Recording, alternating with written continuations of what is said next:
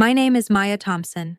I am 27 years old, and I can still remember with brutal clarity the morning when everything shifted. It happened at the family breakfast, a ritual that was supposed to bring people together. But in my family, it became another arena where I was reminded of my place, or rather, my lack of one. The table looked picture perfect that morning. Pancakes stacked high, butter melting into golden pools, orange juice shimmering in tall glasses, bacon curling like ribbons of salt and fat. Anyone walking in would have called it comfort. For me, it became the scene of quiet humiliation. As I sat down, my sister slid my plate away from me and placed it in front of herself with effortless entitlement. The room erupted in laughter, a chorus of amusement at my expense. No one stopped her. No one handed me a replacement. I was left staring at the empty space in front of me, hunger pressing into my stomach and deeper into my chest.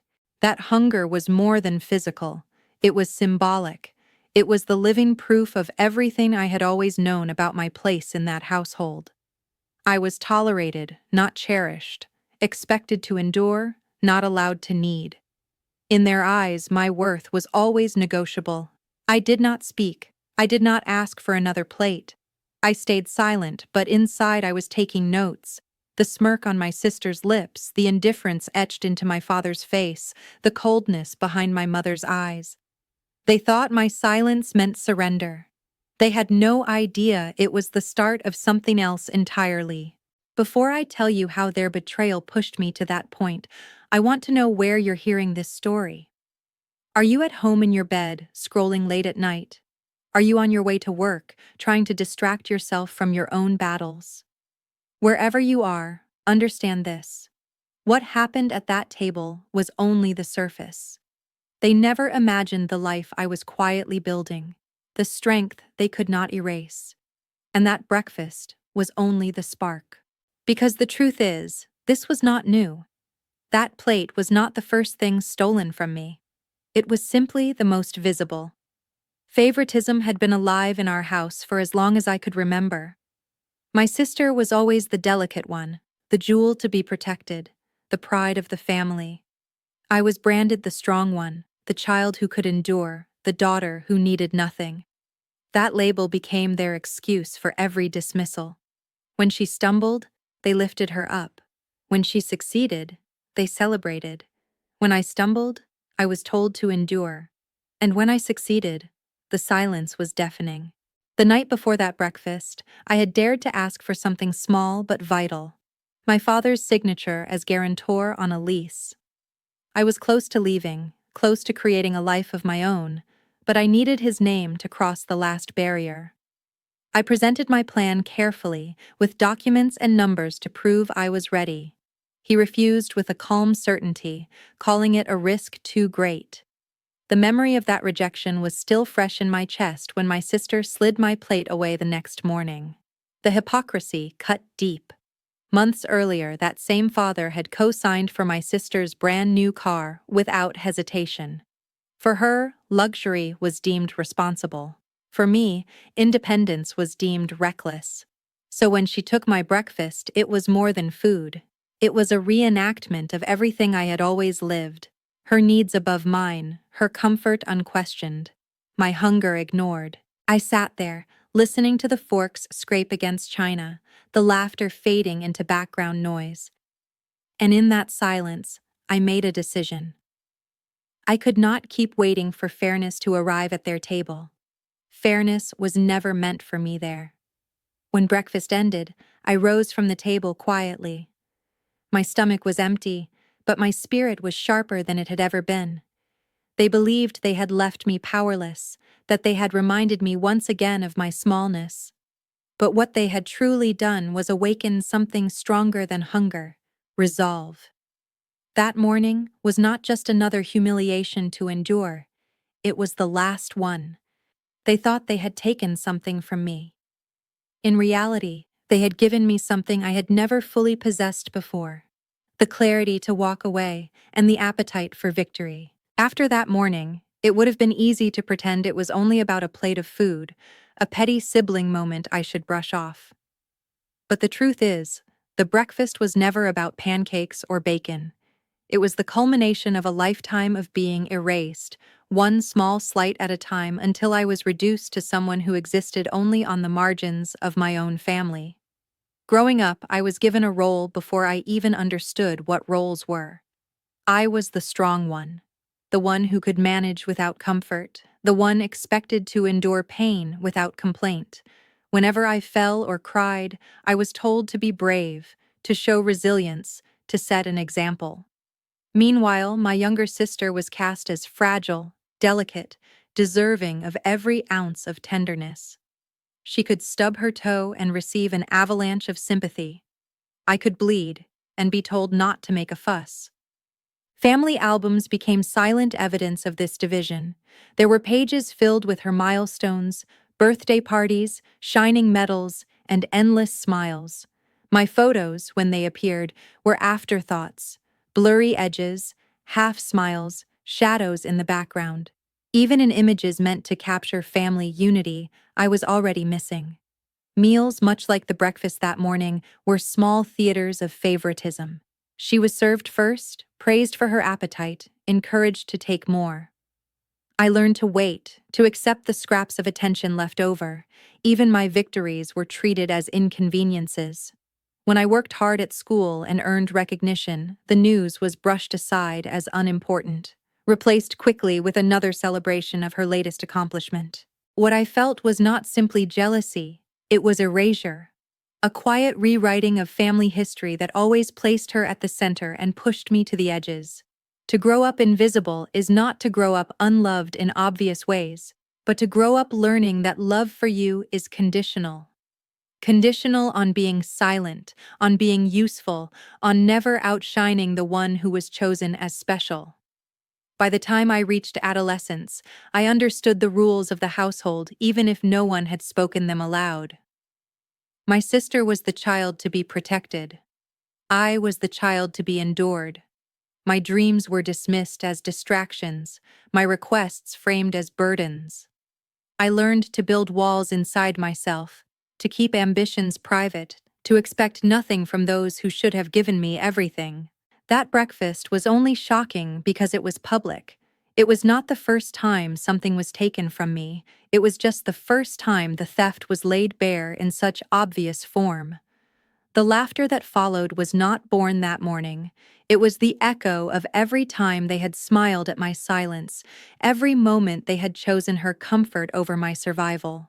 Looking back, I realize I was not only hungry for food that day. I was hungry for recognition, for fairness, for a place at the table that felt truly mine. But recognition was never something they intended to give me. If I wanted it, I would have to create it myself, far from their shadow. That is what the hunger taught me. It stripped away my illusions and showed me a truth I had tried to ignore for years. I could not change their perception of me, but I could change my own future. And from that day on, I began to plan, not as the invisible child they had raised, but as the woman determined to no longer be erased. The morning of the breakfast humiliation was not born in isolation. Its roots stretched into the night before, when I had made a request that should have been simple, ordinary, even expected from a daughter to her father. I had spent months preparing for that moment, gathering documents, calculating numbers, and saving every cent I could manage. All I needed was a signature, a co-signer for the lease on a modest apartment. Nothing extravagant, nothing reckless, just a chance at independence. I rehearsed the conversation in my head countless times, trying to present myself as responsible and careful. I wanted them to see that this was not a whim, but the culmination of years of effort.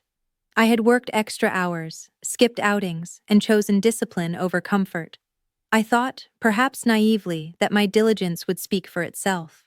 When I finally asked, I laid everything out neatly: my income statements, my savings, the lease terms, even a plan for the next 12 months.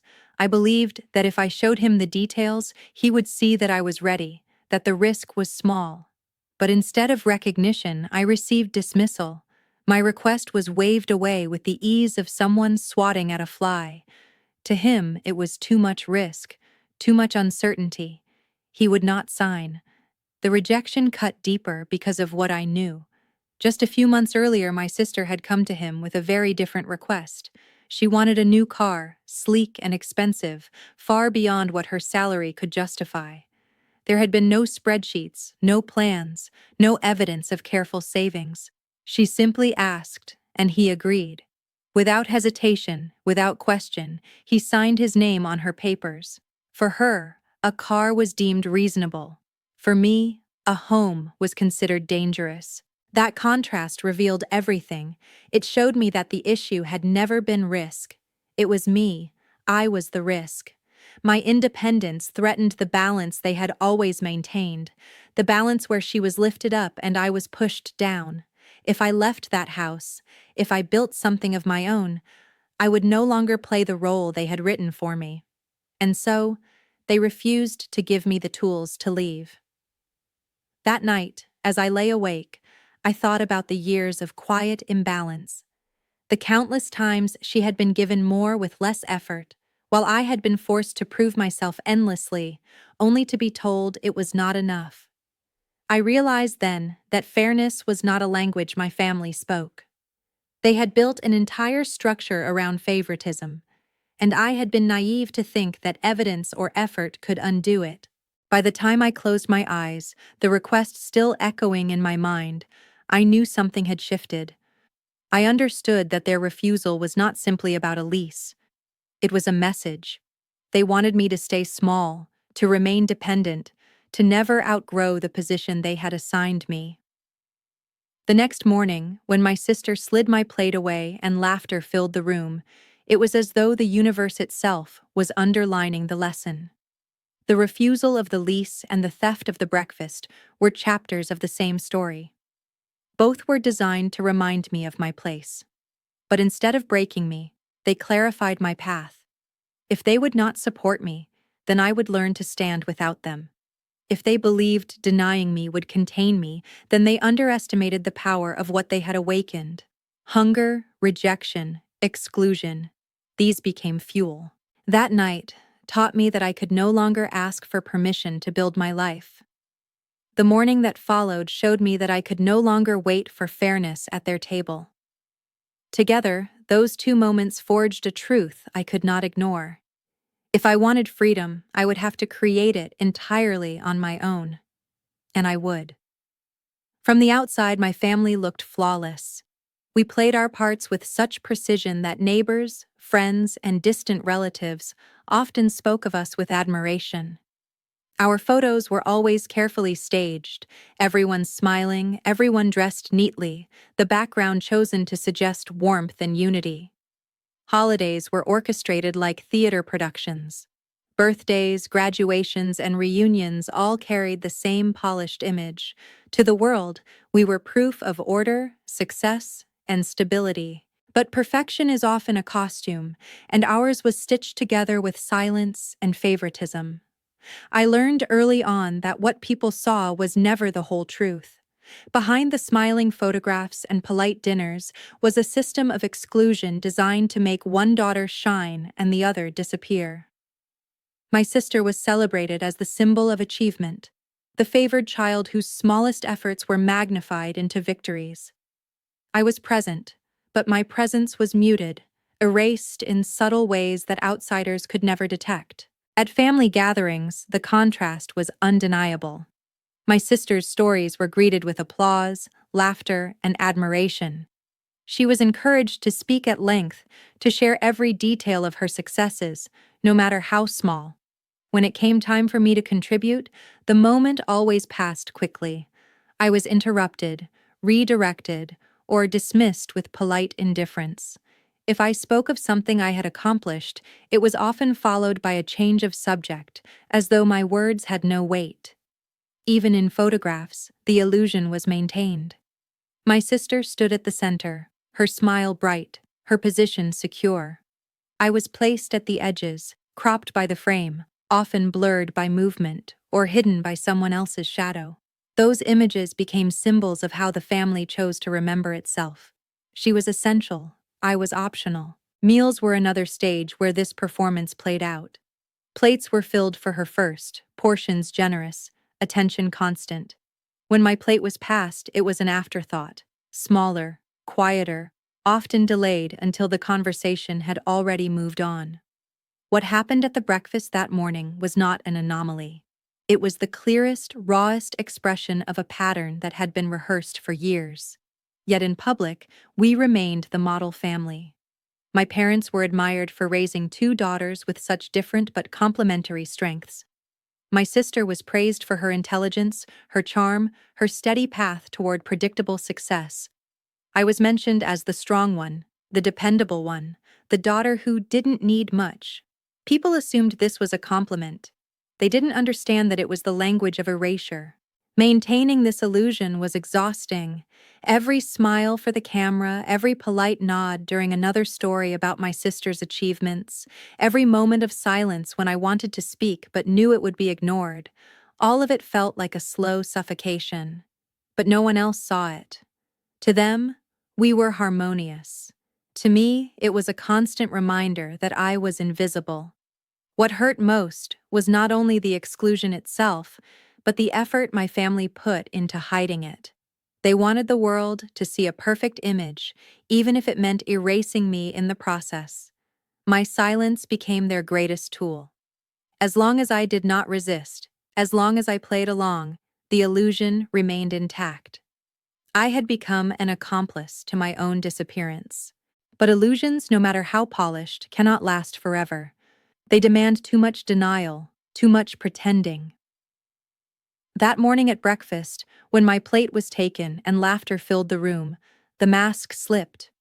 For once, the cruelty was not hidden. It was plain, undeniable, and witnessed by everyone present.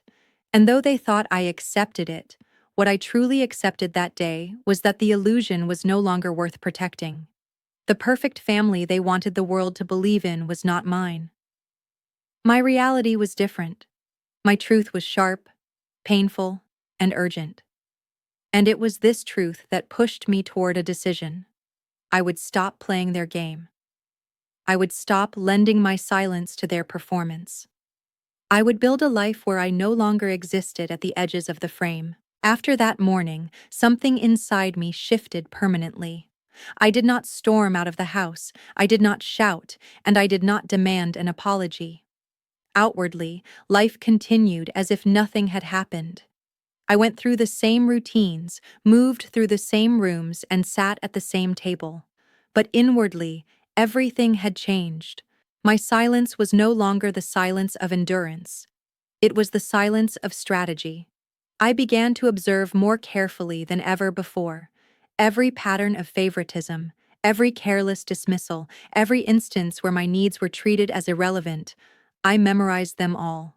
These were not just insults anymore. They were lessons. My family had shown me repeatedly what they valued and what they ignored.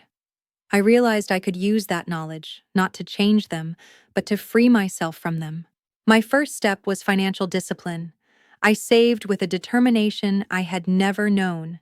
Every extra shift, every small job, every dollar I could tuck away became part of my escape plan.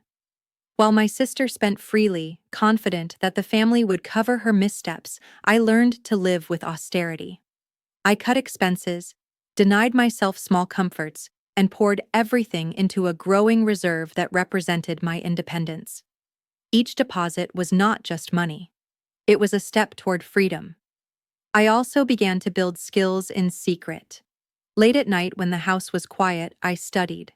I devoured books, watched tutorials, and taught myself everything from basic budgeting to career development. I wanted to become someone capable of surviving and thriving without a safety net. My family had made it clear they would never provide one for me, so I constructed my own. Knowledge became my hidden weapon, invisible to them but invaluable to me. I learned to mask my intentions. On the surface, I seemed compliant, still playing the role they had assigned me. I smiled when expected, nodded when necessary, and kept my thoughts to myself. This disguise was not cowardice. It was camouflage. By appearing harmless, I avoided confrontation while quietly strengthening myself behind the scenes. They thought I was subdued. In reality, I was preparing. The hardest part of this turning point was the loneliness. To plan in silence meant to carry everything inside. There was no one I could confide in, no one to reassure me that I was on the right path. But in that solitude, I found a strange kind of strength. I learned to rely on myself, to trust my instincts, and to draw resilience from within. Every night I reminded myself, this silence is not weakness, it is construction. I am building something they cannot see. Months passed, and with each one, my resolve grew. I began to imagine my future not as a desperate dream, but as a concrete possibility. I could see myself in a place of my own, surrounded by choices that were finally mine. I could feel the weight of their control fading, replaced by the lightness of freedom. It was not immediate, and it was not easy, but it was real. Looking back, I realized that this silent turning point was the most important decision I ever made. It was the moment I stopped trying to win their approval and started focusing entirely on my own liberation. Their laughter at that breakfast table might have humiliated me, but it also gave me the clarity to shift my silence from passive to powerful. In their eyes, nothing had changed, but in mine, everything had. I was no longer the forgotten daughter waiting for recognition. I was a woman planning her escape, one small step at a time. And soon, the life they believed I could never have would no longer be a dream. It would be mine. The day I left my family's house did not arrive with fireworks or loud declarations. It came quietly, like a tide that had been rising unnoticed until suddenly it covered the shore. After months of saving, planning, and silently building my strength, I finally had enough to step out on my own. The decision, once only a dream whispered to myself in the dark, became reality in the span of a signature and a key. I remember holding the lease in my hands, the paper trembling slightly as if my body couldn't contain the magnitude of what I had accomplished. There was no cosigner, no parental safety net. Every cent had been mine, earned with sacrifice and determination. Signing that document felt like rewriting the script of my life. For once, I wasn't asking for permission. I was claiming what should have been mine all along, the right to a space where I was not invisible. When moving day arrived, the house I was leaving looked the same as always, but it no longer felt like home. The walls carried the weight of years of silence, favoritism, and rejection. Even as I carried my boxes through the door, no one asked where I was going or what I was planning. Their indifference was almost a blessing. They did not see me leaving, which meant they could not try to stop me. The apartment I moved into was small, with creaky floors and paint that had begun to peel in the corners. To anyone else, it might have looked unimpressive. To me, it was a palace. Every inch of that space represented independence, every empty wall a canvas waiting for me to decide its purpose. For the first time in my life, I had a place where no one could erase me. My presence filled the rooms because I chose to be there. The first night was both terrifying and exhilarating. The silence of the apartment was different from the silence of my family's house. This silence wasn't heavy or suffocating. It was full of possibility. I cooked a simple meal, sat cross-legged on the floor with no furniture yet, and ate in peace. There was no plate taken from me, no laughter at my expense, no reminders of my supposed place. Just me, my hunger satisfied, and the sound of my own breathing in a space that belonged entirely to me. It wasn't easy. The weeks that followed were filled with challenges, budgeting every coin, balancing long hours, and learning how to manage everything alone. But each challenge was a reminder that I was capable. Every obstacle overcome felt like another chain breaking, another step away from the life that had tried to keep me small. Walking away was not just a physical act of leaving a house, it was an emotional severing from years of neglect. My departure was not loud, but it was absolute. I left behind their table, their rules, and their illusion of perfection. I stepped into a life where I no longer needed to wait for a plate to be given to me. I could set my own table, Months passed after I left, and with each day, the distance between me and my family grew wider. What once felt like chains around my chest slowly loosened until I could breathe fully for the first time in my life. Independence was not glamorous. It was filled with sacrifices, late nights, and constant problem solving. Yet even in its hardest moments, it was better than living at their table where my worth was questioned every day. In time, I built more than just survival. I built stability. My small apartment became a home. With discipline and effort, I advanced in my career, saved more, and surrounded myself with people who saw me, truly saw me, for who I was. For the first time, I belonged somewhere. I did not need my family's approval to validate me. I had found validation within myself. The turning point came on a Sunday morning when I decided to host a breakfast of my own. I invited friends and a few colleagues, people who had supported me, who respected me, who valued me not for what I could endure, but for who I was. I prepared the meal carefully: pancakes, fruit, coffee, everything that had once symbolized exclusion now transformed into abundance. As we sat around the table, the atmosphere was filled with laughter, warmth, and kindness. I looked at the plates, each one full, each person welcomed, and I realized that I had created the very thing I was once denied. The table was mine now, and it was set with generosity and love. No one was erased here. No one was invisible. That moment felt like a quiet triumph. I had not only walked away from the family who tried to diminish me, but I had built a new kind of family, one chosen, one real. The hunger that once humiliated me had become the appetite that drove me toward freedom. The girl who had been left without a plate was gone. In her place stood a woman who created her own banquet. I do not know what my parents or sister would think if they saw me now. Perhaps they would dismiss it. Perhaps they would pretend it did not matter. But the truth is, it no longer concerns me. Their table no longer defines me. My victory is not about proving them wrong. It is about proving to myself that I was always enough, even when they refused to see it. And now, as I share this story with you, I want to leave you with this. You do not have to stay at a table that refuses to recognize your worth. You can build your own, even if it takes time, sacrifice, and silence. The day will come when you sit at a banquet of your own making, surrounded by people who truly value you. That is the real victory. If my story resonated with you, I invite you to subscribe to this channel so you never miss another journey like this. And in the comments, let me know. Where are you watching from right now? Your voice matters here, and this table has a place for you.